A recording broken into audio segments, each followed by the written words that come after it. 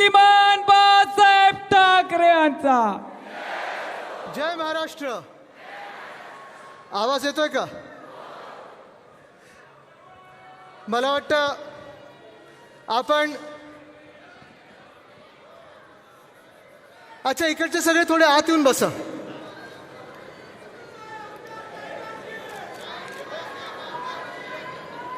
बसून घ्या सगळ्यांनी बसून घ्या.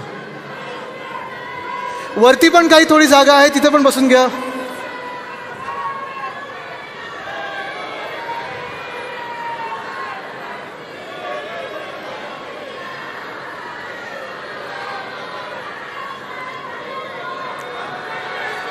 उत्साह बघून मला वाटत नाही प्रचाराची गरज आहे.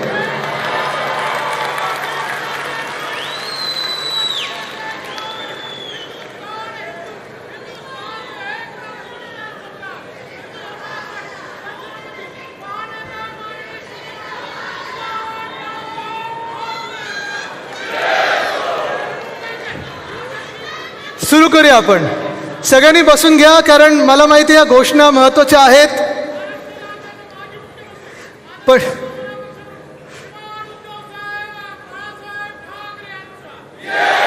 आता माझ्या नावाची नको. बसून घ्या. हा उत्साह आपल्याला मतपेट्यांमध्ये दिसला पाहिजे. बसून घ्या. मला वाटतं काही दिवसांपूर्वी इथेच आपण आता बस करा. काही दिवसांपूर्वी इथेच आपण वोट चोरीवर एक प्रेझेंटेशन दिलं होतं. किती लोक होतात इथं? आपण सगळेच होतात, बरोबर आहे.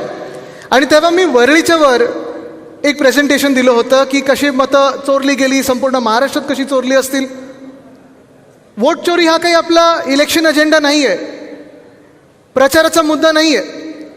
पण निवडणूक यायच्या आधी जे काही काम करायला लागतं ते काम आपण सर्वांनी करणं हे गरजेचं होतं. आणि मला वाटतं गेल्या 1 महिन्यामध्ये 20 तारखेपासून जी काही आपल्याला मतदार यादीवर काम करण्याची संधी मिळाली, त्याच्यावर जवळपास सगळ्यांनी इथे जे बसलेले आहेत प्रत्येक शाखेत चांगलं काम झालं. मी तुमचं मनापासून अभिनंदन करतो.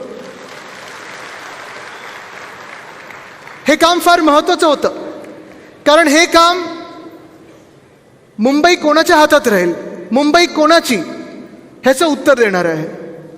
हे जे आपण पवित्र काम केलं आहे, जे मतदार यादी क्लीन करण्याचं, जी दूषित मतदार यादी होती ती आपण चांगलं करण्याचं, शुद्धीकरण करण्याचं काम केलेलं आहे. मला वाटतं इथे जवळपास सगळेच महिला, पुरुष, युवा, स्थानिक लोकाधिकार समिती असेल, ग्राहक असेल, सगळ्या अंगीकृत संघटनेने त्याच्यावर काम केलेलं आहे. मी ज्या शाखेत जात होतो तिकडे जे आपले पदाधिकारी आहेत ते मला सांगत होते की आमच्याकडे एवढे दुबार आहेत, एवढे संभाव्य दुबार दाखवलेले आहेत. हे सगळं आपण आता काम केल्यानंतर ज्या क्षणाची आपण 4 वर्ष वाट पाहत होतो की निवडणूक कधी जाहीर होणार, ती काल जाहीर झालेली आहे. सगळ्यांना तारखा माहिती आहेत का? काय आहेत? मतदान कधी, निकाल कधी, जिंकणार कधी. पण जेव्हा आपण पुढचे 15 दिवस, 20 दिवस, जवळपास 1 महिनाच, आता तसं पाहिलं गेलं तर आत्तापासून बरोबर 1 महिन्यावर आपला विजय दिवस आहे. पण हा विजय आपल्याला घरी बसून प्राप्त होणार नाहीये. गेले 25 वर्ष जे आपण केलं, जे मुंबईमध्ये आपण काम करून दाखवलेलं आहे, ते तुम्हाला घरोघरी न्यायला लागणार, मनोमनी बसवायला लागणार, प्रत्येकाला सांगायला लागणार, पुन्हा एकदा आठवण करून द्यायला लागणार की आपण काय काम केलेलं आहे. आणि ते जे काम केलेलं आहे आपण ते अभिमानाने सांगायचं. म्हणून आज मी तुम्हाला इथे सगळ्यांना बोलवलेलं आहे. सुरुवात करायची? करूया सुरू.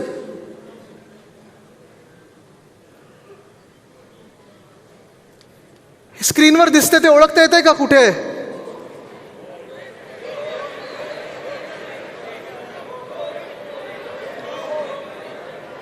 नक्की? जिथे तुम्ही सगळे आत्ता बसलेला आहात ही तीच जागा आहे. लाईट बंद करा हे सगळे, म्हणजे दिसेल.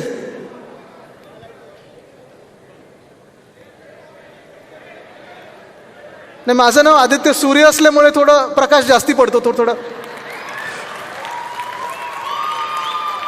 गंमत म्हणून घ्या ना, ते रील बनवतील कोणीतरी याच्यावर.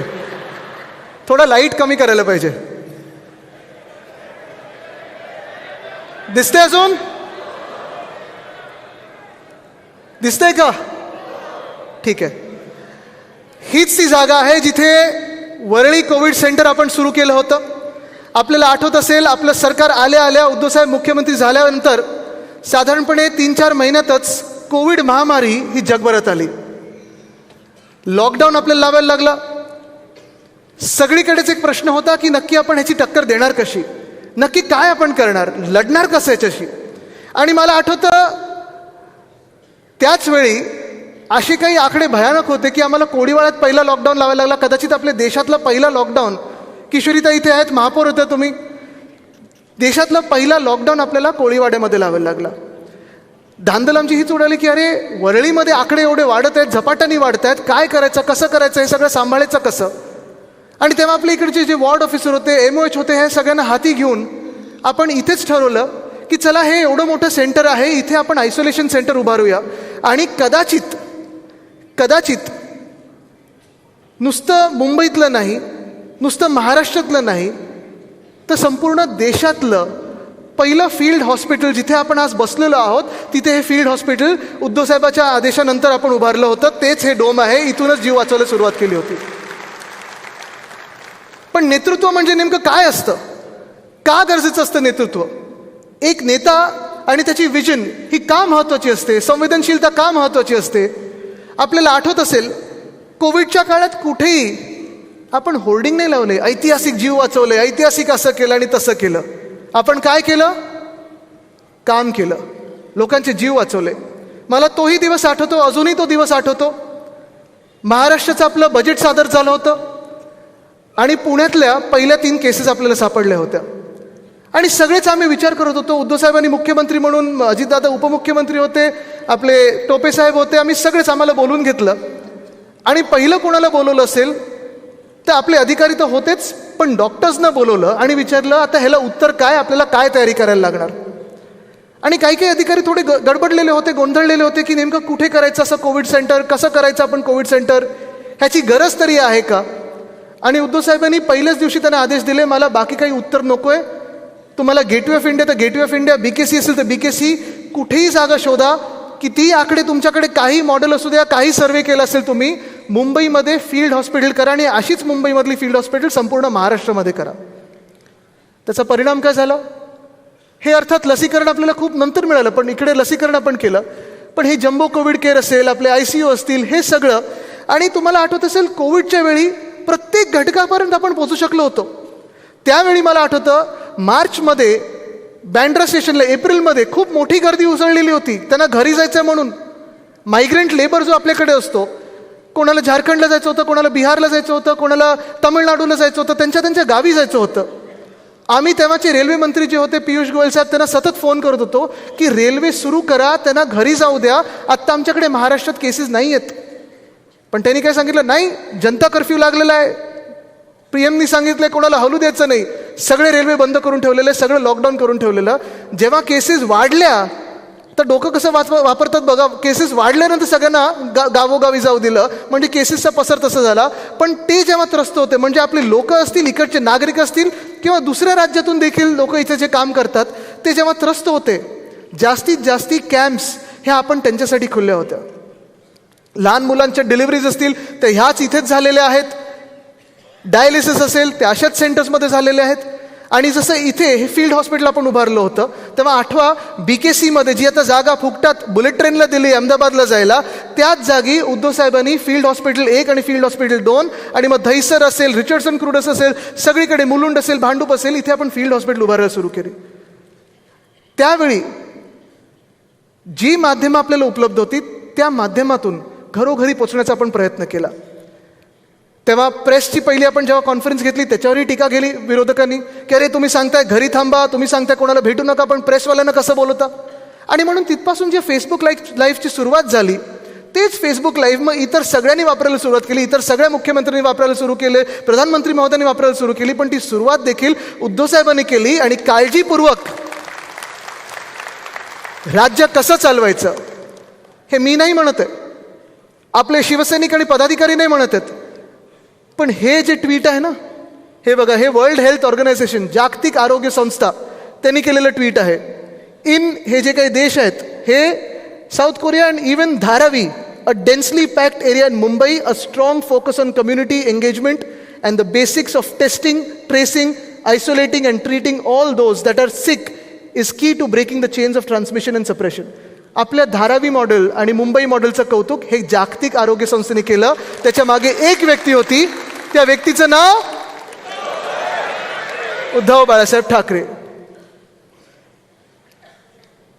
आता येऊया आपल्या मुंबई महानगरपालिकेवर. होय, आपली मुंबई महानगरपालिका, आपल्या मुंबईची महानगरपालिका.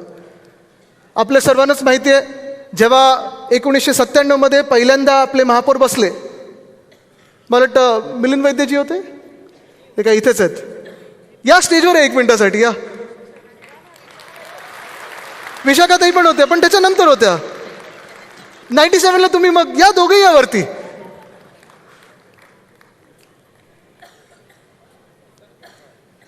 हा, मला वाटतं विशाखाताई पहिले होते. आम्हाला आठवतं, आम्ही पहिलं जेव्हा महापौर बंगला जायचो तेव्हा ताई असायच्या तिथे. या ना, दोघेही या. बघा, माहीमचं वर्चस्व आहे, बाकीच्या विभागांनी जरा दाखवलं पाहिजे. अच्छा, चला, माहीमच्या लोकांचा आवाज ऐकू द्या, टाळ्या वाजून ऐकू द्या. दादर,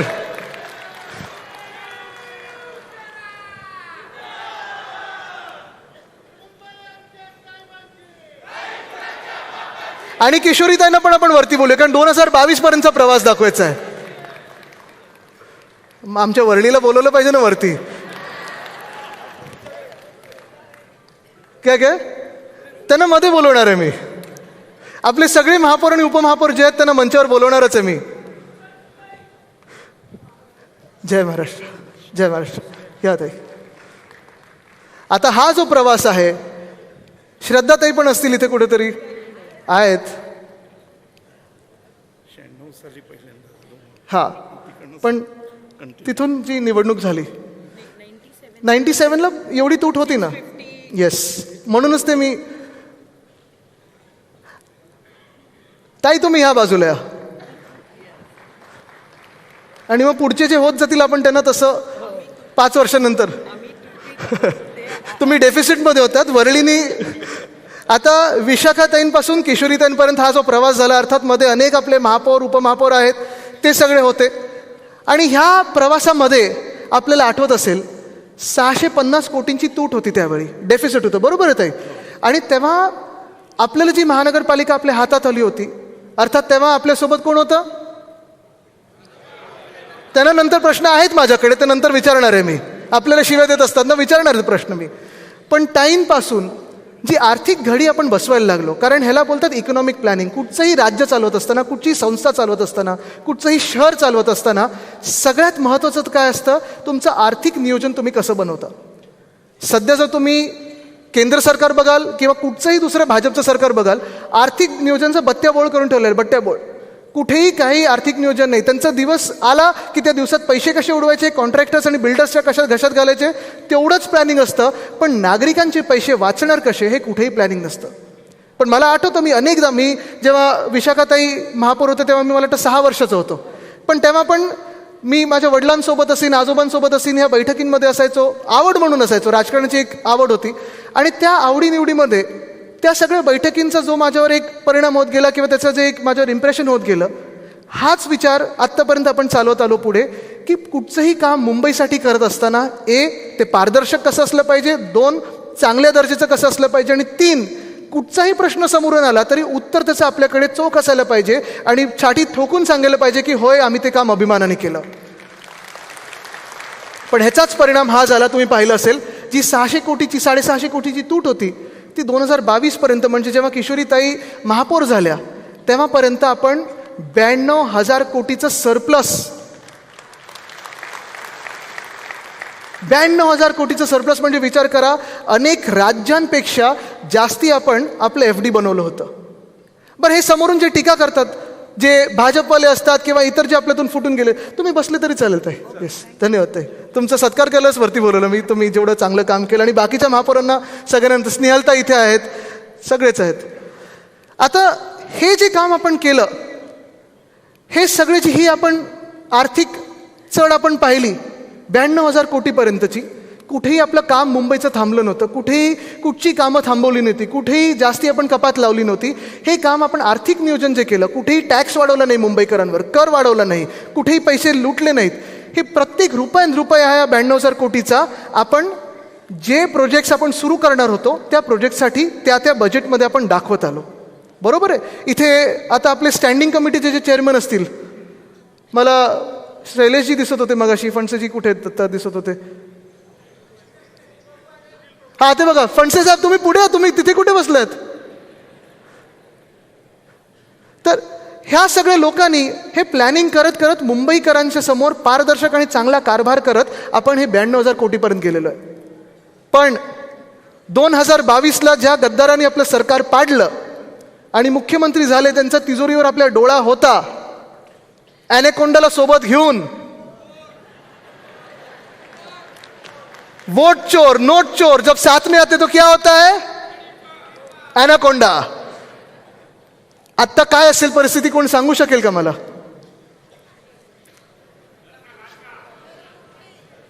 तिजोरी आता राहिलेलीच नाहीये, तिजोरी साफ झाली, सपाट झालेली आहे.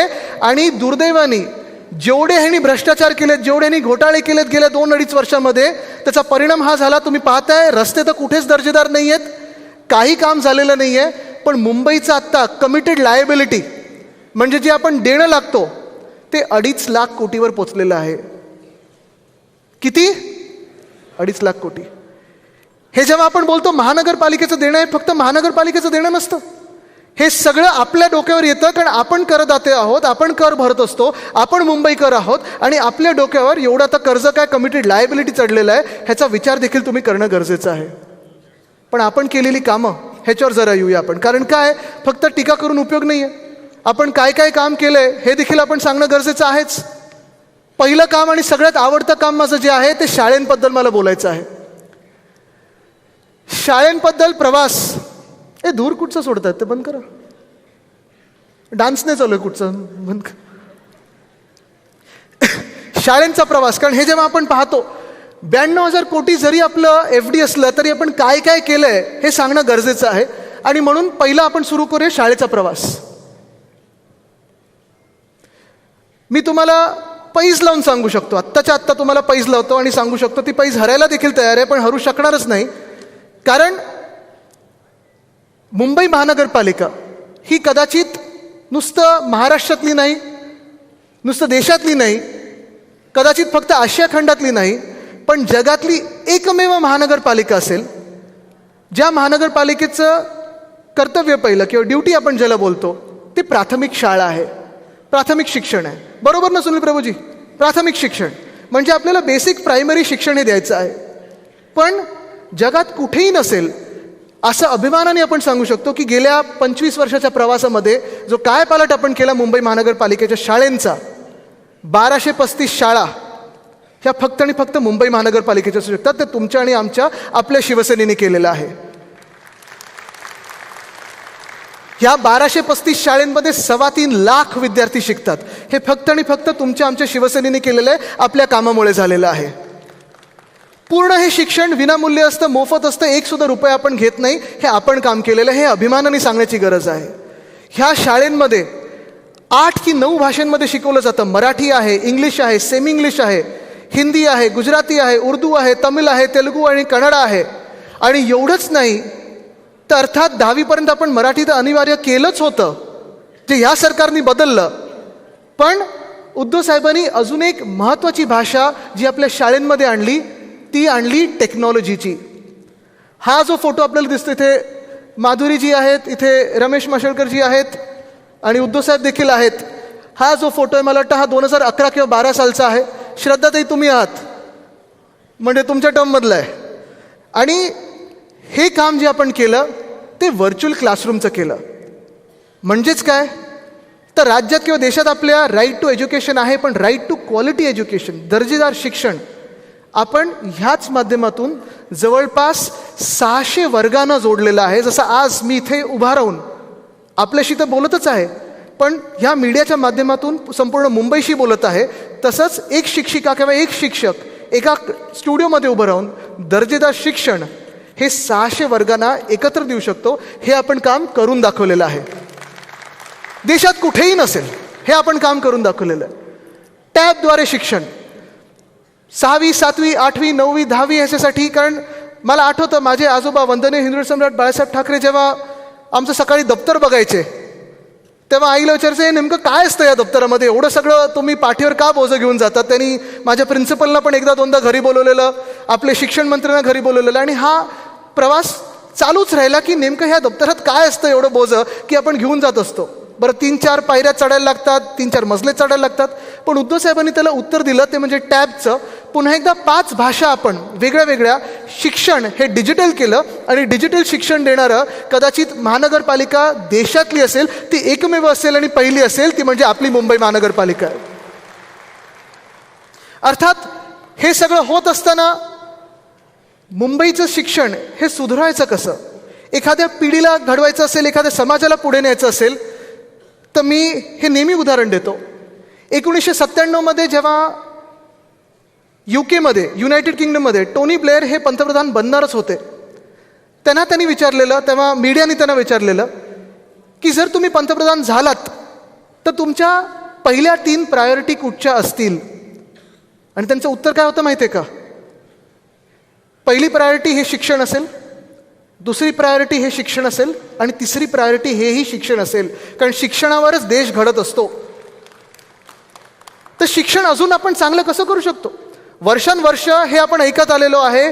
प्रत्येक वेळी आपण पेपरमध्ये बातम्या वाचायचो की आज एवढी गळती लागली, एवढ्या मुलांनी आपल्या शाळा सोडली, ही शाळा बंद होते कारण इथे आपली मुलं आता शिकायला तयार नाही आहेत, ह्या शाळेतून त्या शाळेत गेली म्हणून ही शाळा बंद झाली.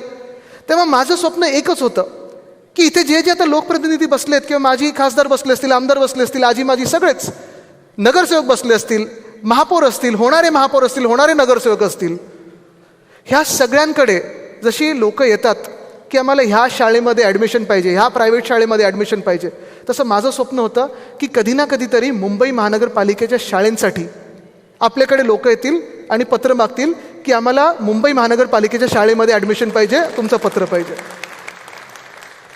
आपले शिक्षण समितीला सोबत घेऊन बसलो, 1-2 चांगले अधिकारी होते, तरुण अधिकारी होते, मदत केली, आणि ह्या लोकांनी ठरवलं की आपल्या मुंबईच्या शाळेंचं पूर्ण ब्रँडिंग, कलर, थीम, इन्फ्रास्ट्रक्चर काय असायला पाहिजे.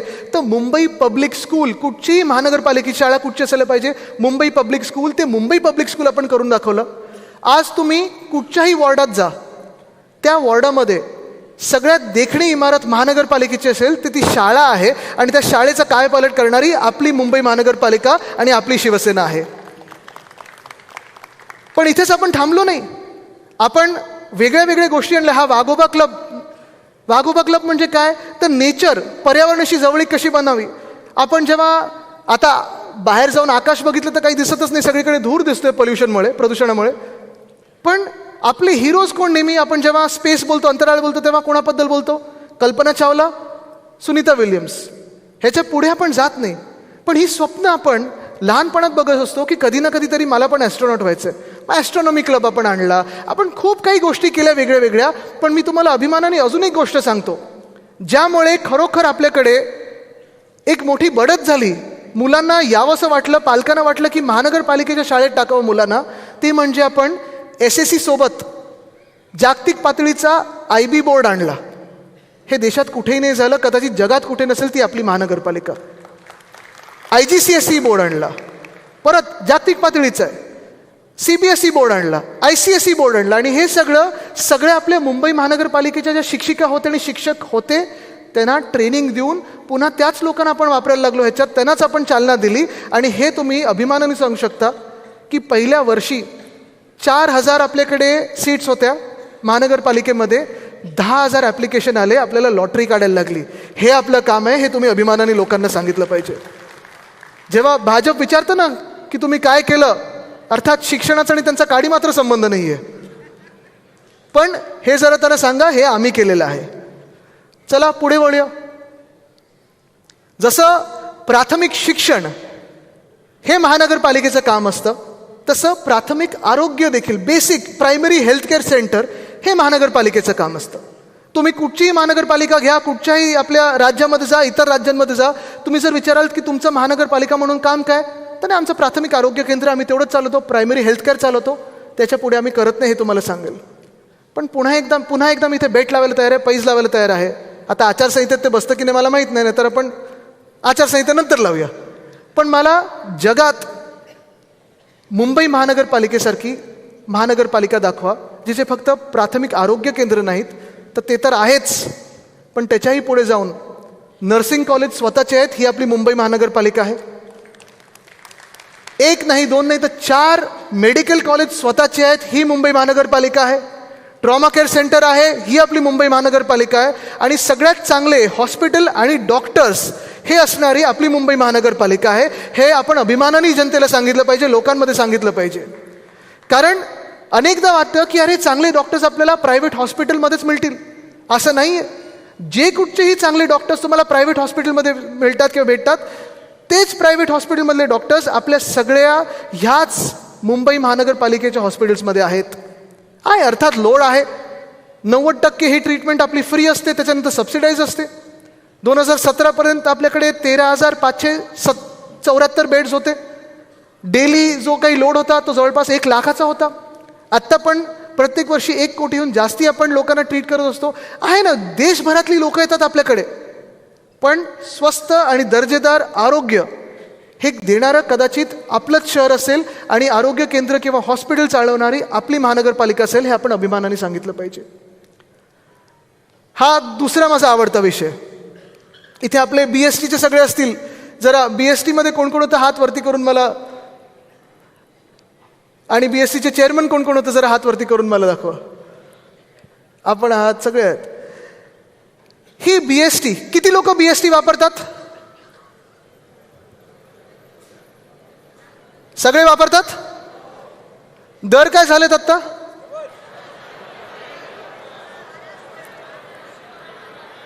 ऐकून येते?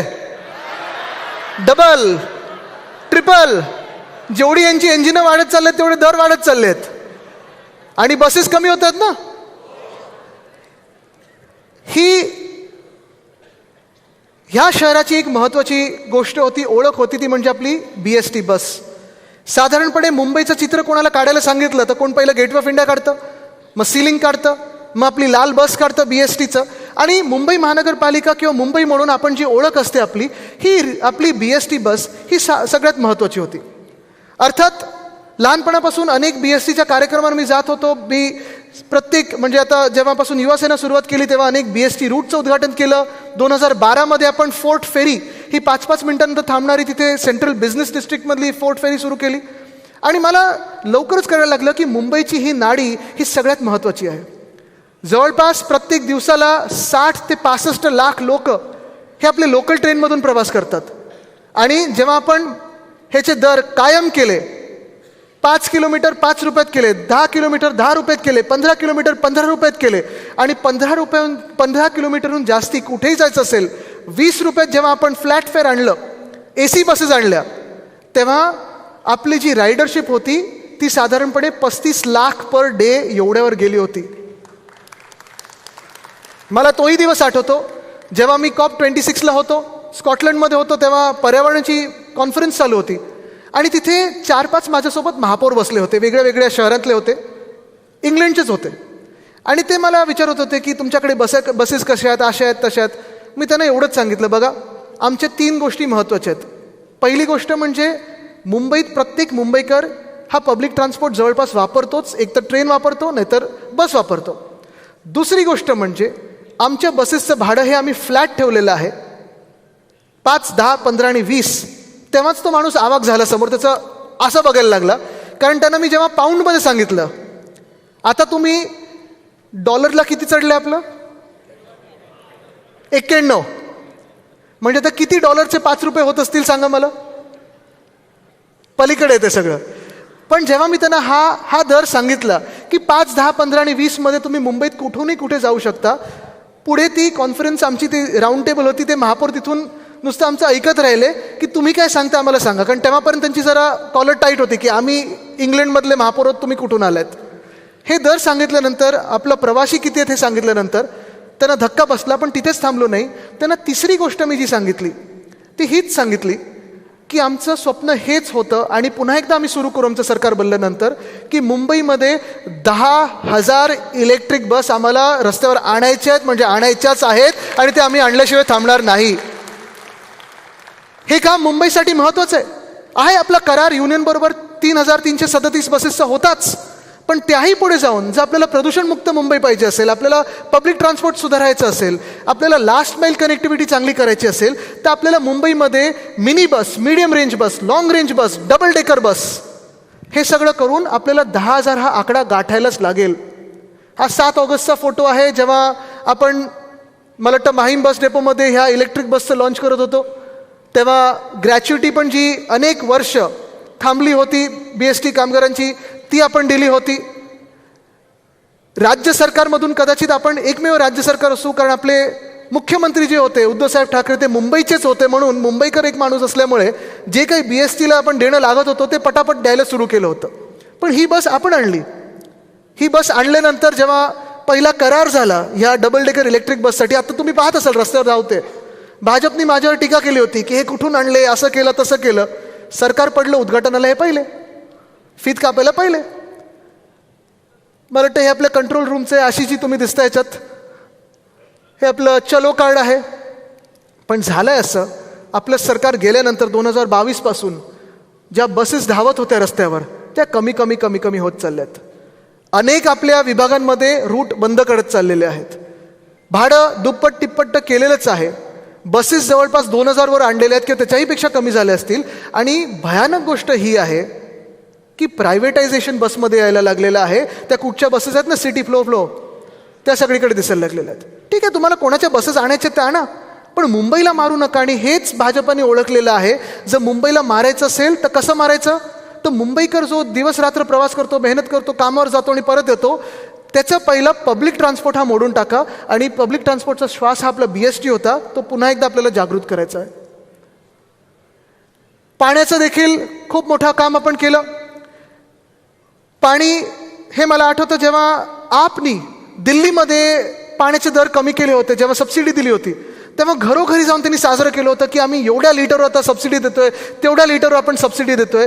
आपल्याला आठवत असेल केवढं मोठं ते पण साजरं केलं होतं, सगळीकडे बोर्ड लागलं होतं आणि चांगलं काम केलं होतं, कौतुक केलंच पाहिजे त्यांचं.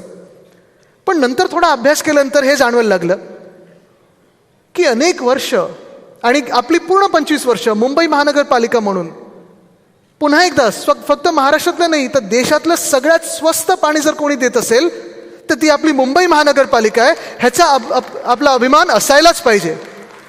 अजूनही मला वाटतं आपण 3.5 रुपये पर पर्सन पर 1000 लिटर देतो, बरोबर आहे, आणि आपल्याला पडतं ते 11.5 रुपये पर पर्सन पर 1000 लिटरला. पण त्याच्यातून काही महत्त्वाच्या गोष्टी आपण केल्या त्या सांगण्यासारख्या आहेत.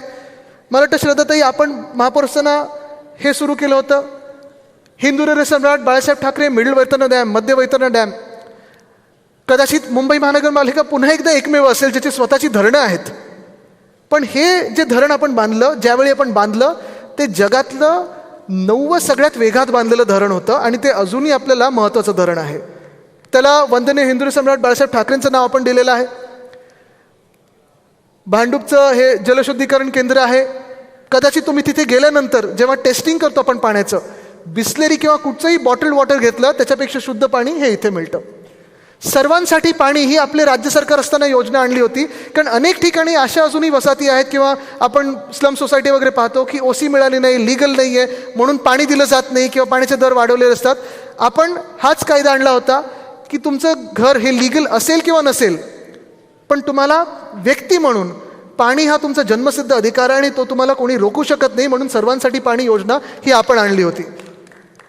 पण त्याच्याही पुढे जाऊन मला माहीत नाही, तुम्ही सोशल मीडियावर माझं गारगाई आणि डिसॅलिनेशन मधलं जे अंतर आहे ते मी सांगितलं. किती लोकांनी पाहिलं ते? पाहिलंय ते आवर्जून पहा. पण हा जो डिसॅलिनेशनचा करार आपण केला होता, डिसॅलिनेशन प्लांट म्हणजे सोपं आहे.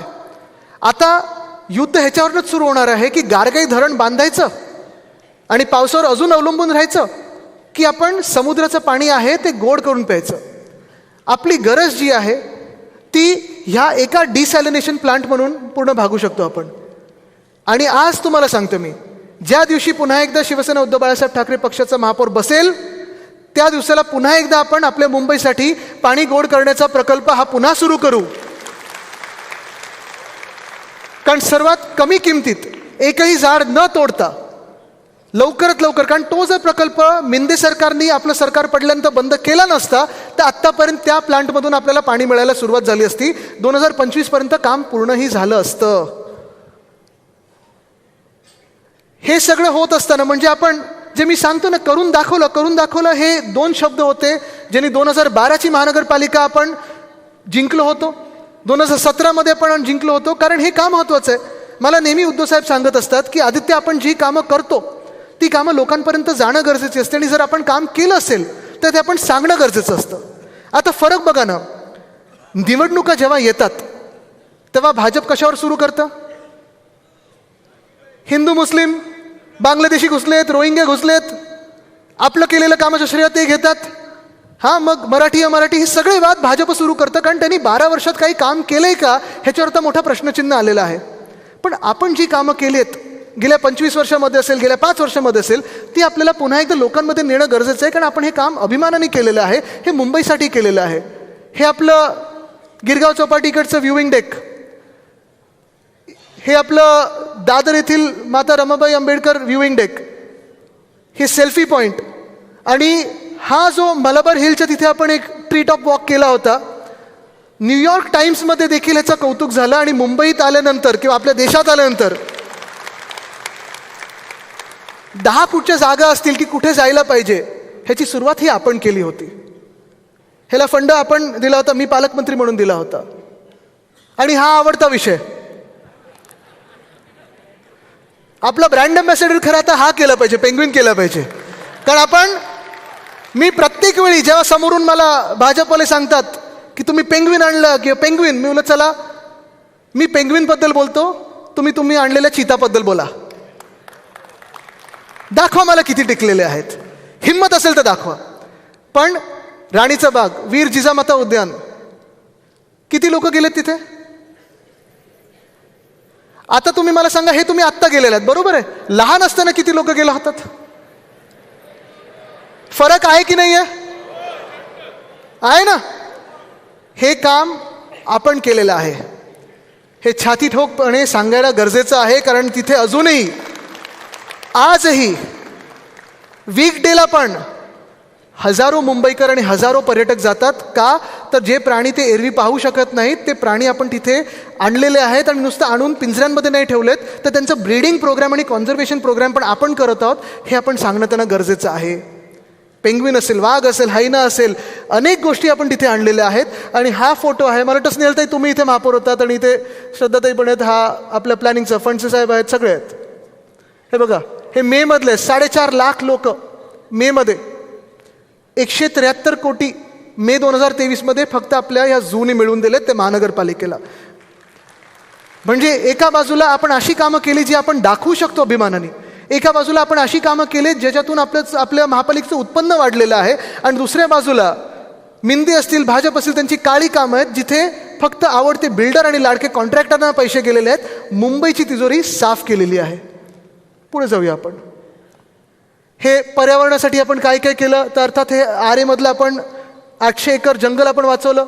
गोराईमध्ये एक मॅनग्रोव्ह वॉक, कांदळवनात वॉकवे आपण निर्माण केलेला आहे.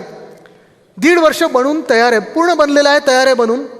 आणि मी सातत्याने ह्या सरकारला, राज्य सरकारला सांगतोय, कधीतरी उद्घाटन करा, कधीतरी उद्घाटन करा. चुकून त्याला हेरिटेजचा टॅग लागेल, पुरातनचा टॅग लागेल, पण तिथे कांदळवनात खूप चांगलं एक आपण वॉकवे चालू केलेला आहे. आपण जवळपास महाराष्ट्रामध्ये हा रेकॉर्ड असेल. कारण एक काळ असा होता, मुख्यमंत्री म्हणून उद्धव साहेबांकडे फॉरेस्ट मिनिस्ट्री आणि माझ्याकडे पर्यावरण खातं, एकत्र येऊन आपण आपल्या महाराष्ट्रामध्ये 11 महिन्यामध्ये जवळपास 15,500 हेक्टर मॅनग्रोव्हला आपण संरक्षण दिलं आहे. पूरमुक्त मुंबईकडे वाटचाल. आता परत एकदा, मुंबई भौगोलिक काय परिस्थिती आपल्या सर्वांना माहिती आहे, पाऊस कसा पडतो आपल्या सर्वांना माहिती आहे, ढगफुटी वाढत चाललेली आहे सगळ्यांना माहिती आहे. पण हे सगळं होत असताना फक्त भौगोलिक आता रचना अशी आहे म्हणून पूर येतो, उत्तर चालू शकत नाही. पाऊस जास्ती पडला, ढगफुटी झाली, उत्तर मान्य नाही. जे आपण काम करतोय ते आपण काम हे लोकांना त्रास कसा नाही होणार ह्याच्यावर पण काम आपण केलं पाहिजे. अनेक वर्ष मला आठवतं, पाऊस पडला की मीडियाचे पहिले कॅमेरे जायचे ते 2 ठिकाणी जायचे. कुठे? हिंद माता, आणि दुसरीकडे कुठे? मिलन सबवे. बरोबर आहे, पहिले तिथे कॅमेरे लागायचे आणि मग आम्ही पण जायचो. आम्हाला अधिकारी ठातूर मातूर काहीतरी उत्तर द्यायचे की नाही आता बघा काय करणार, एवढा पाऊस झाला, भौगोलिक रचना अशी आहे, सॉसरसारखं आहे. पण ज्या मिनिटाला आपलं सरकार आलं आणि त्याच्यानंतर काम सुरू झालं, मी ह्या अधिकाऱ्यांच्या मागे लागलो. मी हे उत्तर चालणार नाही, आता आपल्याला हा प्रश्न सोडवणं गरजेचं आहेच. आणि कदाचित पुन्हा एकदा आपल्या देशातलं पहिलं रेन वॉटर होल्डिंग टँक हे आपल्या गांधी मार्केट आणि हिंदमाता इथे झालं, आणि दुसरं रेन वॉटर होल्डिंग टँक आपण मिलन सबवेला केलं, ज्याच्या कारण आज ती जागा पूरमुक्त झालेली आहे, तिथे पूर येत नाही. पण पंप तिकडचे चालू करणं गरजेचे असतात. मुंबईवर प्रेम करणं गरजेचं आहे. फक्त मंत्री म्हणून किंवा महापालिका प्रशासकाच्या हाती दिली म्हणजे मुंबई चालत नाही. ज्या ज्या रात्री मुंबईत पाऊस पडत असतो, आजही मला बाकीच्यांचं माहीत नाही पण 2 लोकांना झोप येत नाही, उद्धव साहेब आणि मला. आमच्या डोक्यात हाच विचार असतो की पंप इथे चालू झाला का, ही भिंत पडली असेल का, इथे आपल्याला काय करायला पाहिजे, इथे आपण हे काम केलं ते चालू केलं असेल का, महानगरपालिकेची यंत्रणा सुरू आहे का. पण गेल्या 2 वर्षामध्ये असं काही सगळं हे जॅम करून ठेवलेलं, बंद करून ठेवलेलं आहे की उत्तर द्यायला कोणी अधिकारीच नसतो, कारण कोणाला पडलेलीच नाही आहे. आणि म्हणून मी जे नेहमी सांगतो की मुंबईवर प्रेम करणारं कोणीतरी ते असायला पाहिजे. जे आपले महापौर पण होते आधी, सगळेच रात्री 3 वाजता 4 वाजता अशा पावसाळ्याच्या दिवशी फोन केला तरी फोनवर यायचे आणि सांगायचे आम्ही तिथे पोहोचत आहोत, आपले अधिकारी पोहोचतात आणि आमचं काम तिथे चालू आहे. आज देखील मी तुम्हाला सांगतो, जेव्हा हिंदमाताला मागच्या वर्षी म्हणजे ह्या वर्षी पाऊस पडला, मी गेल्यानंतर तिथे मला धक्का बसला. सगळी यंत्रणा तिथे जी आपण बसवली होती की पूरमुक्त करायला, ती तशीच्या तशी आहे. पंप आले होते पण महापालिकेचं कारण काय? साहेब डिझेलच आलं नाहीये आणि म्हणून पाणी भरलं, म्हणून तिकडच्या दुकानात पाणी गेलं. ही कारणं जी देतात ना, हे मुंबई विरोधी आहेत आणि हे आत्ता प्रशासन आपलं चालवतात. हे आपल्याला बदलायचं आहे. चला पुढे जाऊया.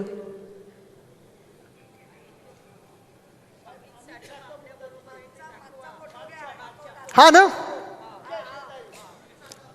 इथे महाडेश्वरजी आहेत बघा. आणि जाऊ दे, चिल्लर लोकांकडे लक्ष द्यायचं नाही. पण मी नंतर ह्याच्यावर येणार आहे. सांडपाण्याचे जे प्रकल्प आहेत, मला आठवतं जेव्हा आपलं सरकार पडलं, STPच्या प्लांटसाठी प्रधानमंत्री महोदय इथे आले, भूमिपूजन केलं आणि सांगितलं 18,000 कोटीची गिफ्ट ही त्यांनी मुंबईला दिलेली आहे. मोठे नेते आहेत, मी त्यांच्याबद्दल काही जास्ती बोलत नाही. पण जसं आम्ही अधिवेशनात बोलतो ना, रेकॉर्डवर चुकीचं आलं नाही पाहिजे म्हणून मी तुम्हाला करेक्ट करतोय. हे 18,000 कोटी दिल्लीमधून आले नाहीत, केंद्राचे आले नाहीत, ते मुंबईचे होते. आपल्या 92,000 कोटीच्या FD मधून आपण वाचवलेला पैसा आहे, मुंबईकरांचा पैसा आहे आणि हे आपलं काम आहे. STPचं काम आपलं आहे. जर आपलं सरकार टिकलं असतं तर भूमिपूजन आपल्या हस्ते झालं असतं. 10 वर्ष NGT आणि सुप्रीम कोर्टात, बरोबर ना विशाखाताई, केस चालू होती. COD BOD हे 30 असायला पाहिजे की 10 असायला पाहिजे. ह्याच्यावरनं सगळं जेव्हा ते त्रांगडं सुटलं तेव्हा नेमकं ह्यांनी आपलं सरकार पाडलं आणि भूमिपूजन स्वतः करून घेतलं. पण हे काम देखील आपलंच आहे. घनकचरा व्यवस्थापन, ह्याच हॉलमध्ये मला आठवतं, मला वाटतं महाडेश्वर साहेब महापौर होते तेव्हा आम्ही इथे तो कार्यक्रम केला होता. अजय मेहता साहेब तेव्हा म्युन्सिपल कमिशनर होते. हे जे काम सुरू केलं आपण, इथे मोठं एक एक्झिबिशन आपण भरवलं होतं. मुंबईतल्या सगळ्या ALM हाऊसिंग सोसायटी, वेगळ्या वेगळ्या सोसायट्यांना बोलवलं होतं आणि त्यांना आपण सांगत होतो की घनकचरा व्यवस्थापनावर आपण आता फोकस करणं गरजेचं आहे. मुंबईत प्रत्येक दिवशी 2017 पर्यंत जवळपास आपण प्रत्येक दिवशी 10,000 मेट्रिक टन एवढा कचरा आपण गोळा करायचो. किती? 10,000 मेट्रिक टन. म्हणजे त्याचं वजन म्हणजे 100 रणगाड्यां एवढं झालं. पण जेव्हा आपण हे काम सुरू केलं, आपले प्रत्येक नगरसेवक असतील, आपले सगळे पदाधिकारी असतील, हाऊसिंग सोसायटी, ALM हे सगळ्यांना एकत्र घेऊन काम सुरू केलं. त्या कामानंतर 2019 पर्यंत 2020 पर्यंत आपण 10,000 मेट्रिक टनवरनं ते कचऱ्याची जी प्रत्येक दिवसाची हे होतं कलेक्शन, ते 6,000 मेट्रिक टनवर आपण आणू शकलो होतो. 6,000 मेट्रिक टन. एक चांगलं आपल्याला त्याला चालना मिळाली होती, एक मोमेंटम मिळाला होता. मुंबईमध्ये आपण अनेक ठिकाणी, इथून जर तुम्ही बाहेर पडलात तर जिथे वेलिंग्टनचं गार्डन आहे मोठं, तिथे आपण सगळे स्ट्रीट लाईट्स हे ह्याच कचऱ्यावरनं निर्माण करत होतो. इलेक्ट्रिक चार्जिंग पॉईंट्स गाड्यांसाठी आपण ह्याच कचऱ्यामधून करत होतो. अनेक ठिकाणी अशी मुंबईत निर्माण झाली होती जिथे आपण वीज निर्मिती देखील लोकलाइज ह्या वेस्ट टू एनर्जी प्लांटमधून करत होतो. पण आजची मुंबईची परिस्थिती काय? मला तुम्ही सांगा, खरं खरं सांगा, मुंबईमध्ये गल्लोगल्ली जो कचरा दिसतोय तो दररोज उचलला जातोय का? जसं आपल्या वेळी आपण सगळीकडे आपण पाहायचो की कचरा कुठेही तसा ढिगारा दिसायचा नाही, तो ढिगारा आता दिसतोय ना. हे चित्र बदलणं गरजेचं आहे, कारण मुंबईवर आत्ता जे प्रशासक असतील किंवा जे बसले डोक्यावर त्यांच्या, कोणाचंही प्रेम नाही. आणि तिथे पण त्या कचऱ्याच्या टेंडरमध्ये पण घोटाळा होतोय, तो लवकरच लोकांसमोर आम्ही आणणार आहोत. आता पुढे जाऊया आपण. हे ठीक आहे, आपण जे आता टॅक्टिकल अर्बनिझम केलं, ते टॅक्टिकल अर्बनिझम आपल्या सर्वांना माहिती आहे. आपण अनेक गोष्टी, जसं हा बसस्टॉप, आत्ताचे बसस्टॉप म्हणजे होर्डिंग झालेत, डोळे दुखायला लागतात ते एलईडी सगळीकडे बघून. पण हे बसस्टॉप आपण करत होतो, फुटपाथ चांगले करत होतो, सायकल ट्रॅक असतील, पेट पार्क्स, प्रत्येक वॉर्डमध्ये आपण पेट पार्क करत होतो, जेणेकरून ज्यांचे घरी पाळीव कुत्रे असतील, मांजरी असतील किंवा स्ट्री डॉग्स असतील, यांच्यासाठी जरा खेळण्यासाठी मोकळी जागा असेल. हे फ्लायओव्हरच्या खालचं काम, हे खूप महत्त्वाचं. हे सुविधा केंद्र जे आपण धारावीमध्ये केलं होतं, मी 2-3 CSR लोकांना घेऊन एकत्र केलं होतं, BMCचे काही चांगल्या अधिकाऱ्यांसोबत केलं होतं. ह्या सुविधा केंद्रामध्ये 111 टॉयलेट सीट्स होत्या. आता त्याच्यातून अर्थात निम्म्या महिलांसाठी, निम्म्या पुरुषांसाठी, काही इंडियन, काही वेस्टर्न हे होतं, काही AC टॉयलेट होते. पण हे सगळं करत असताना सगळ्यात महत्त्वाचं म्हणजे धारावीसारख्या ठिकाणी, आणि हे मला सगळ्या SRA करायचं होतं, आपण राज्य सरकार म्हणून केलं असतं, आता महानगरपालिका म्हणून करू. सगळ्यात महत्त्वाचं म्हणजे त्या CSR पार्टनरना मी घेऊन तिथे एक लॉन्ड्रोमॅट केलं होतं. लॉन्ड्रोमॅटचा अर्थ माहिती आहे? 10-12 आपण वॉशिंग मशीन लावले होते. कारण आपण पाहतो की ह्याच ठिकाणून महिला अनेक ठिकाणी घरकाम करायला जातात, आपल्या कामावर जातात, वेगळ्या वेगळ्या ठिकाणी शहरात फिरत असतात. मग त्यांचं काम, ह्याचा वेळ असेल, घरी जेवण बनवण्याचा वेळ असेल, कपडे धुण्याचा सगळा बोजा असेल, किंवा मुलांना त्यांच्या शाळेसाठी किंवा इतर गोष्टींसाठी सगळं काही वजन, सगळं काही पूर्ण प्रेशर हे महिलांवरच पडतं. आणि ते प्रेशर कमी करण्यासाठी आपण वॉशिंग मशीन ह्या ह्याच्यात लावले होते, जेणेकरून महिलांनी तिथे वॉशिंग मशीनमध्ये कपडे दिले की संध्याकाळी त्यांना काम कमी करून हे सगळे कपडे मिळायचे. महिलांसाठी देखील आपण एवढ्या खोलावर जाऊन विचार करत होतो. आज दिल्लीची परिस्थिती बघताय, तिथे काही बघायलाच नाहीये. मेसी गेला, मेसी दिसला नाही, लोक सेल्फी पण काढू शकले नाहीत.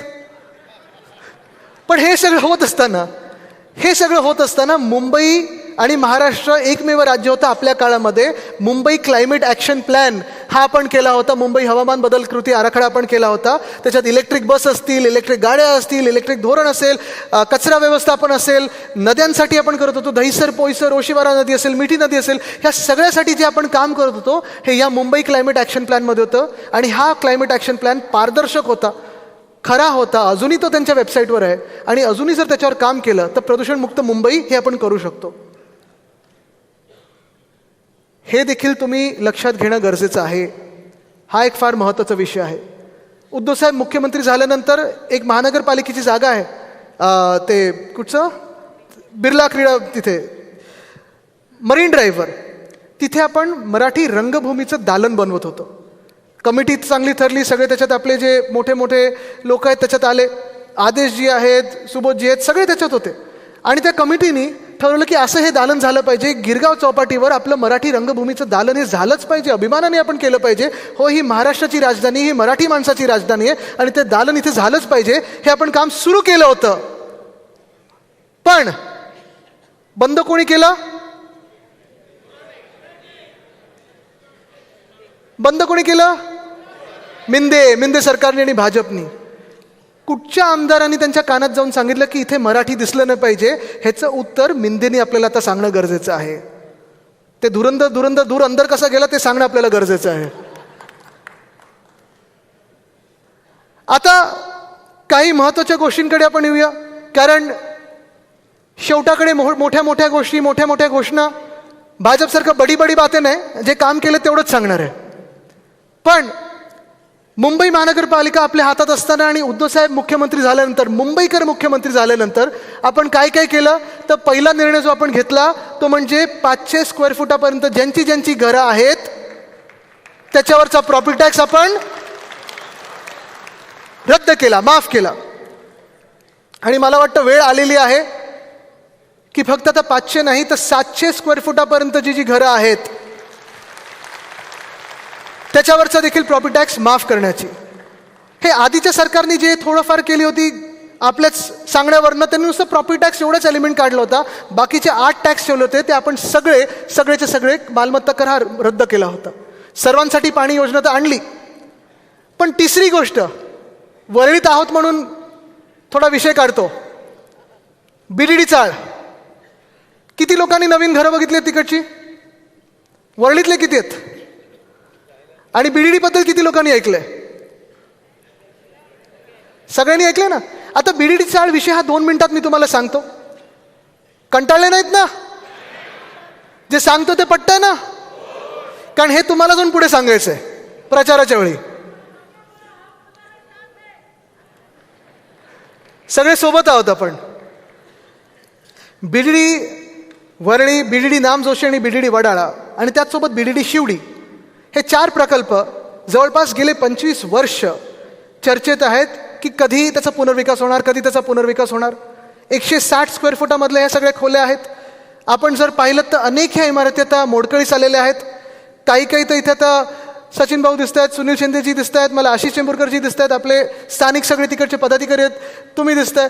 तर हे सगळे जे मंडळी आहे, आमदार म्हणून, लोकप्रतिनिधी म्हणून, अरविंद सावंतजी खासदार म्हणून पाठपुरावा करत आलेले आहेत की आपण ह्याचा पुनर्विकास कधी करायचा. आणि वर्षानुवर्ष हा प्रकल्प चालू होता, म्हणजे विचार चालू होता. 25 वर्ष. 1995ला जेव्हा आपलं सरकार आलं तेव्हापासून ह्याच्यावर चर्चा सुरू झाली, वेग पकडला. म्हणजे मी तेव्हा 5 वर्षाचा होतो. पण योगायोग बघा, 2016 की 17मध्ये ठरलं की आता पुनर्विकास करायचा आहे. तत्कालीन मुख्यमंत्री कोण होतं? 16मध्ये सतीशजी कोण होतं? फडणवीसजी होते, बरोबर आहे. त्यांनी येऊन घाईघाईत नारळ फोडून गेले. आणि मला आठवतं तेव्हा सुनील शिंदेजी आमदार होते, ते तेव्हा सांगत होते की थोडं 1-2 दिवसानंतर करा, उद्धवसाहेब बाहेर दौऱ्यावर आहेत महाराष्ट्राच्या कुठच्या तरी, 1-2 दिवसानंतर करा. पण नाही, घाईत करायचं म्हणून नारळ फोडला. आता वरळी, नामजोशी वरळी आणि वडाळ्यातलं काम सुरू, BDDचं नंतर, शिवडीचं नंतर बघू असं ठरलं. 16 निघून गेलं, 17 निघून गेलं, 18 निघून गेलं. 19मध्ये जेव्हा आपलं सरकार बनल्यानंतर अर्थात कोविड काळ सुरू झाला. पण तेव्हा माझ्याकडे सगळे BDDचे लोक आले आणि सांगितलं, साहेब आम्हाला घरं पाहिजेत, काहीतरी करा आदित्यजी. वर्षानुवर्ष आमची घरं, म्हणजे 1923 पासून 1924 पासूनची घरं, आता 2020 आलं, आम्ही राहायचं कसं इथे? आणि म्हणून 1 ऑगस्ट 2021ला जे आपण काम सुरू केलं, मी अभिमानाने तुम्हाला सांगू शकतो 3 वर्षात पहिला टप्पा त्याचा पूर्ण झाला. आणि चावी वाटप होत असताना देखील सगळ्यांच्या तोंडावर एकच नाव होतं. ते नाव कोणाचं? उद्धव बाळासाहेब ठाकरे. शिवडी BDDचं आम्ही केंद्रीय मंत्र्यांना जाऊन भेटून आलो. त्यांना हेच सांगितलं, तुम्ही म्हाडाचंच मॉडेल वापरा, त्याचा देखील पाठपुरावा चालू आहे. पण BDD चालचं काम हे आपण केलेलं आहे, त्याला चालना आपण दिलेली आहे आणि खऱ्या अर्थाने त्याची वचनपूर्ती जी आहे ती आपण केलेली आहे. होय, आपणच केली, हे लोकांना तुम्ही सांगणं गरजेचं आहे. पागडीवाल्यांसाठी देखील आपण, जे पागडीत राहतात, सेस प्रॉपर्टीमध्ये राहतात, ह्यांच्यासाठी देखील 79A 79B कायदा आणला होता. त्याच्यावरनं आत्ता तर आम्ही अधिवेशनात मी आणि अजय चौधरीजींनी केवढं बोललेलो आहोत. महेश सावंतजी आहेत तिथे, मनोजजी पण बसलेले आहेत. आम्ही त्याच्यावर सातत्याने बोलत आलेलो आहे. पण त्यांची देखील आपल्याला पूर्ण साथ द्यायची आहे आणि त्यांना देखील तिकडे टेनंट म्हणून हा दर्जा मिळेपर्यंत आपली लढाई थांबत नाही, हे लक्षात ठेवून आपण काम करणं गरजेचं आहे. चला पुढे जाऊया. काय काय कामं आपण उद्धवसाहेब मुख्यमंत्री म्हणून असताना केली होती? तर वरळी शिवडी कनेक्टर, मला आठवतं पुन्हा एकदा जानेवारी 2021मध्येच मला वाटतं आपण ह्याचं भूमिपूजन केलं. जानेवारी 2021 ते जुलै 2022 48% काम पूर्ण केलं. किती? 48. आणि नंतर 2024चं जेव्हा बजेट सादर होत होतं तेव्हा अधिवेशनात मी बसलो होतो आणि उपमुख्यमंत्री, वित्तमंत्री आकडे सांगत होते. आणि त्यांनी नंतर आकडा सांगितला की आता जुलै 2022 पासून 24पर्यंत किती टक्के काम पूर्ण झाले असेल? 57%. हे ह्यांचं गतिमान सरकार आहे. म्हणजे आपल्या वेळी 48% एका वर्षात, 1.5 वर्षात, आणि ह्यांच्या 2.5 वर्षाच्या काळामध्ये फक्त 9% काम पूर्ण केलं. अटल सेतूचं काम, पहिल्या गर्डरपासून आपण जे काम सुरू केलं, प्रत्येक महिन्याला माझ्यासोबत मीडिया देखील यायची. प्रत्येक महिन्यात आपण जायचो, तिथे भेट द्यायचो, त्याचा आढावा घ्यायचो, काही अडलं असेल तर ते सोडवण्याचा प्रयत्न करायचो.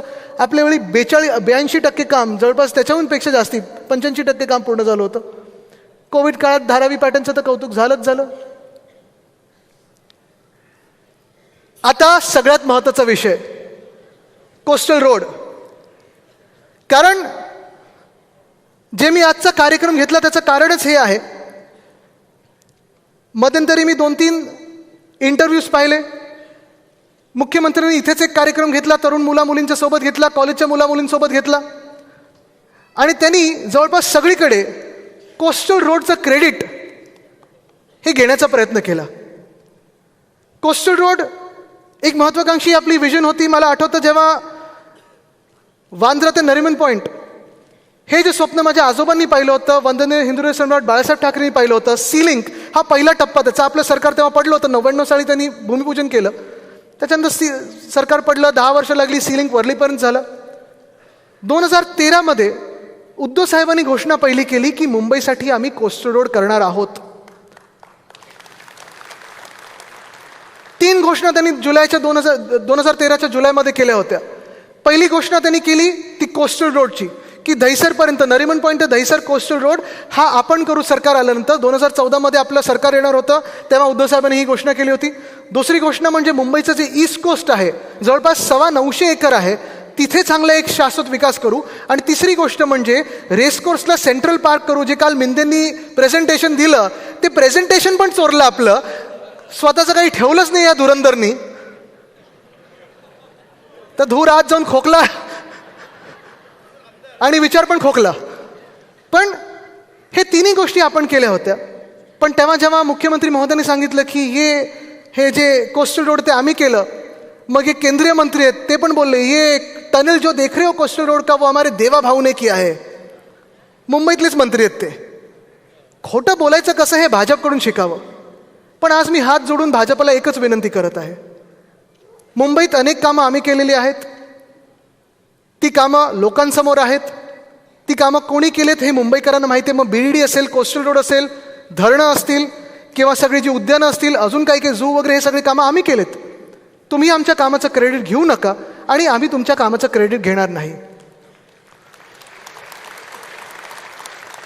आणि हे आपण तंतोतंत पाळलेलं आहे आत्तापर्यंत. तुम्ही मला सांगा ना, नोटबंदीचं क्रेडिट कधी आपण घेतलंय का?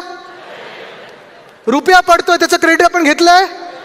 प्रदूषण वाढतंय त्याचं क्रेडिट आपण घेतलेलं आहे? बेरोजगारी वाढते त्याचं क्रेडिट आपण घेतलंय?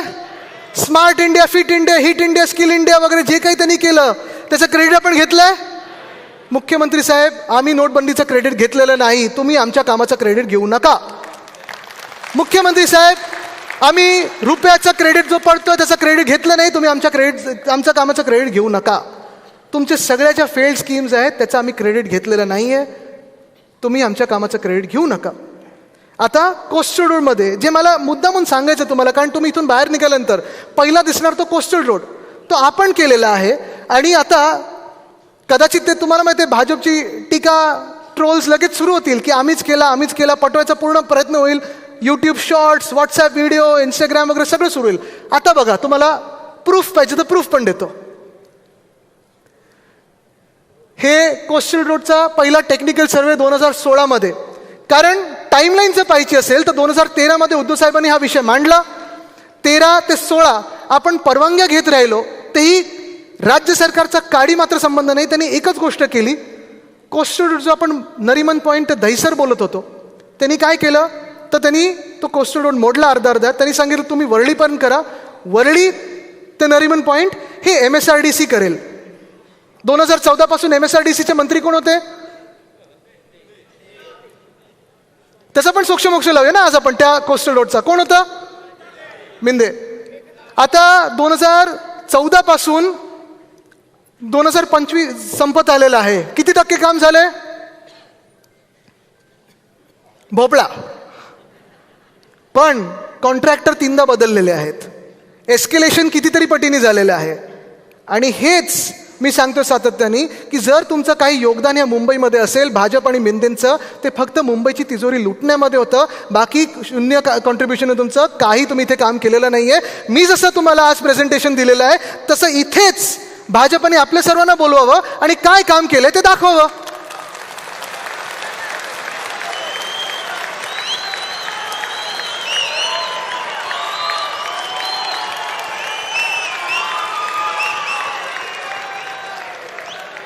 2014 मध्ये परवानग्या रोखून धरल्या होत्या त्या भाजपच्या केंद्र सरकारने. 2015 मध्ये कोस्टल रोडची परवानगी रोखून धरली होती ती भाजपच्या केंद्र सरकारने. 2016 पर्यंत परवानगी रोखून धरली होती ती भाजपच्या केंद्र सरकारने. मग हा पहिला जिओ टेक्निकल सर्वे, इथे मी आहे, उद्धव साहेब आहेत, इथे आपले फणसेजी दिसत आहेत, इथे अजय मेहताजी दिसतात, आम्ही सगळे समुद्रात जाऊन त्याचा पहिला जिओ टेक्निकल सर्वे केला. इथे कोस्टल रोडचं भूमिपूजन हे उद्धव साहेबच आहेत. इथे महापौर महाडेश्वरजी आहेत, अजय मेहताजी आहेत, विशाखाताई दिसत आहेत, हे दिसतात तुम्हाला बरोबर, का पळाले दिसत आहेत, अरविंद सावंतजी आहेत, सुनील शिंदेजी आहेत, स्नेहलताई आहेत, हेमांगीताई जे उपमहापौर होते, संजय मुखर्जीजी आहेत, अनिल देसाईजी दिसत आहेत. हे सगळे हे कोस्टल रोडच्या भूमिपूजनाचे. फडणवीस साहेब कुठे दिसत आहेत का? या फोटोमध्ये दिसत आहेत का? मागे लपले वगैरे नाहीत ना, बघा जरा. कदाचित पेगससमुळे आमच्या फोनमध्ये असतील पण बाकी नाही. इथे दिसत आहेत फडणवीस साहेब, इथे दिसत आहेत. हे चेहलजी आहेत. इथे आम्ही टनल बोरिंग मशीन, हे टनल बोरिंग मशीन हे जे आणलं ह्याचं नाव देखील मी दिलं होतं. ह्याचं नाव आपण मावळा दिलं होतं. आणि नाव देण्याचं कारण हेच होतं की जसं छत्रपती शिवरायांच्या मावळ्यांनी सह्याद्री पोखरून तसं जेव्हा लढा दिला, तसंच पोखरण्याचं काम हे आपलं चांगल्या गोष्टीसाठी, चांगल्या कारणासाठी ह्या टनलने दिलं, म्हणून याचं नाव आपण मावळा दिलं होतं. इथे फडणवीस साहेब कुठे दिसत आहेत का? मास्क आहे तरी ओळखत नाही येतात.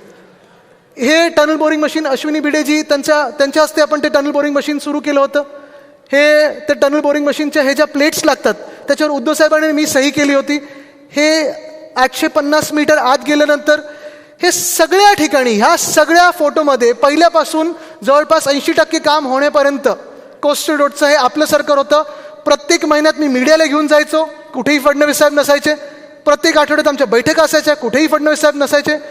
जेव्हा सगळं काही काम झालं तेव्हा भाजपचं एक नशीब खूप चांगलं आहे. असं नशीब सगळ्यांना मिळावं की बरोबर फितं कापण्याच्या वेळी भाजपचं सरकार असतं. आणि ते त्यांनी केलं म्हणून ते श्रेय घेतात. पण तुम्ही मला सांगा, कोस्टल रोड कोणामुळे झाला? कोस्टल रोड कोणामुळे झाला हे सगळ्यांना माहिती आहे, पण ते क्रेडिट घेण्याचा प्रयत्न करतात. वोट चोर, नोट चोर, क्रेडिट चोर ह्यांना रोखणं आता गरजेचं आहे. गेल्या 2.5-3 वर्षामध्ये निवडणुका झालेल्या नाहीत. प्रशासक आहेत ते मुख्यमंत्री कार्यालयातून सगळा कारभार करत असतात. मुख्यमंत्री कार्यालयाचा खास हस्तक्षेप मुंबई महानगरपालिकेत असतो. ह्याच्या प्रेस कॉन्फरन्सेस तुम्ही माझ्या पाहिलंच असतील. पण जे मी बोलतोय सातत्याने की 2.5 लाख कोटीचं कमिटेड एक्सपेंडिचर, आणि हा घोटाळा हा वेगळाच. रस्ता घोटाळा 1, रस्ता घोटाळा 2. तुम्ही मला सांगा, जिथे जिथे रस्ते खोदून ठेवलेले आहेत, एक रस्ताही तुम्हाला चांगला धड मिळालाय का? कुठेही खड्डामुक्त नवीन रस्ता दिसतोय का?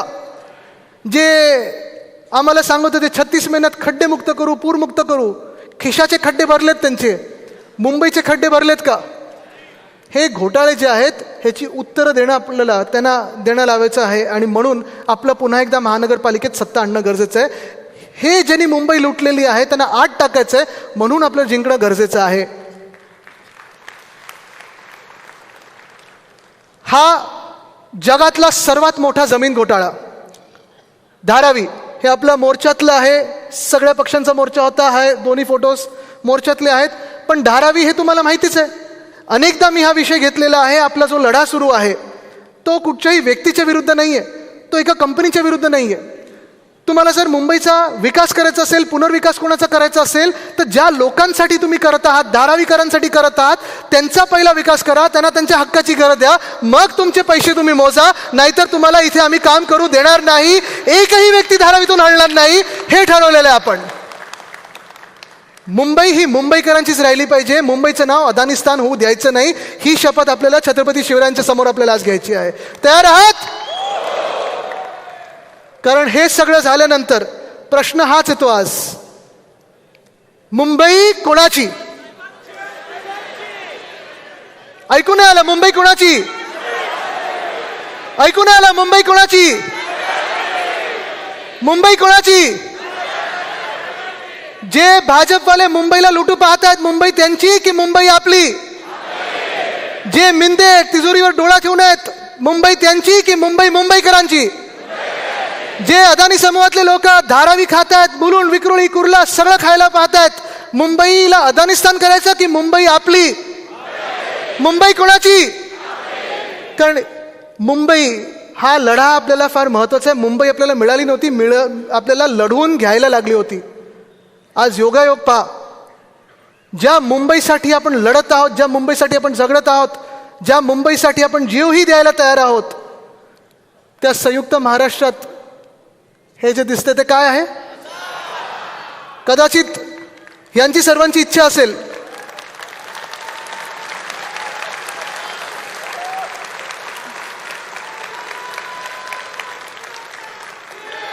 कदाचित या सर्व महापुरुषांची इच्छा असेल, या दैवतांची इच्छा असेल की हीच मशाल शिवसैनिकाच्या हातात येऊन मुंबई वाचवण्याची ही वेळ आलेली आहे. तयार आहात मुंबई वाचवायला? लढायला तयार आहात? जिंकायला तयार आहात? हातात मशाल घेऊन महानगरपालिकेवर भगवा फडकवायला तयार आहात का? हे उत्तर आपल्याला दिल्लीला द्यायचंय. मुंबई कोणाची? धन्यवाद. जय हिंद, जय महाराष्ट्र, वंदे मातरम, जय मुंबई. सगळ्यांनी राष्ट्रगीतासाठी उभं राहायचं आहे.